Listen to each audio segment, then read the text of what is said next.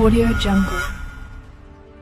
తెలుగునాటి సంస్కృతిని సాంప్రదాయాలను ప్రతిఫలించే విధంగా ప్రస్తుత రాజకీయ శైలిలో వినూత్నమైన ఆలోచనలతో ప్రజలను ఆకట్టుకోవడంలో కొందరు ప్రజాప్రతినిధులు ముందుంటారు. అటువంటి నేతలో విజయనగరం పార్లమెంట్ సభ్యులు కలిశెట్టి అప్పలనాయుడు ఒకరు. 2024 శీతాకాల పార్లమెంట్ సమావేశాలు ప్రారంభమైన సందర్భంగా ఎంపీ అప్పలనాయుడు చేసిన వినూత్న ప్రదర్శన తెలుగు జాతి గర్వకారణంగా నిలిచింది.